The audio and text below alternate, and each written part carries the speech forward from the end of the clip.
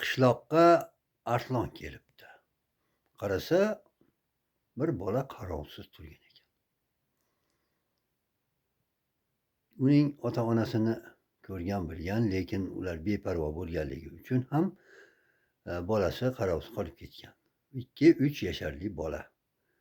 Arslonning unga rahmi kelibdi va o'zi bilan birga uyiga olib ketibdi. Uni avaylab, boqib, o'stiribdi. Kattagina chiroyli, ko'rkam bir yigitga aylanibdi. Shunda Arslon bolaga qarab, "Seni anchagina boqib katta qildim. Endi bir ota-onangni ko'rib kelgin", debdi. Arslon uni yetaklab uyiga olib boribdi. Bola ota-onasi bilan ko'rishibdi. Arslon poylab, bekinib quloq solib turgan ekan. Ularning suhbatini eshitib qolibdi. Bola boshdan o'tganlarni aytib berib, Arslonni rosa maqtabdi. "Arslon senga yomonlik qilmaydimi?" deb ota-onasi so'rasa, "Yo'q. Judayam yaxshi, mehribon. Meni shuncha yil boqdi. Lekin uni yonida yotgani ijirg'anaman. Undan bir qo'lansa sassiq hid keladi. Shuni hisobga olmasa yaxshi", debdi.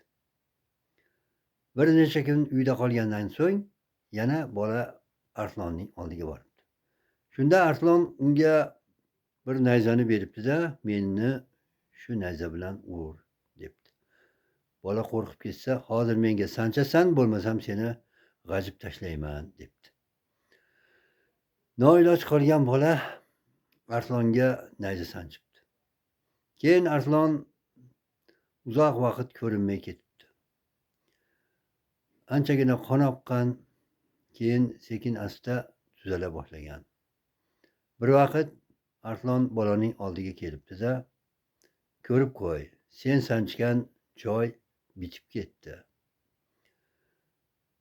Tig' yarasi bitadi, lekin sening aytgan gaplaring yuragimga og'ir botdi.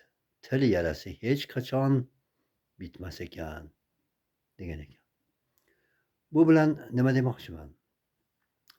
Agar siz birovga yaxshilik qilsangiz, o'nlab, yuzlab yaxshilik qilsangiz ham qandaydir bir xato kamchiligingizni topadi, albatta. Mana shu narsa eng yomon narsa.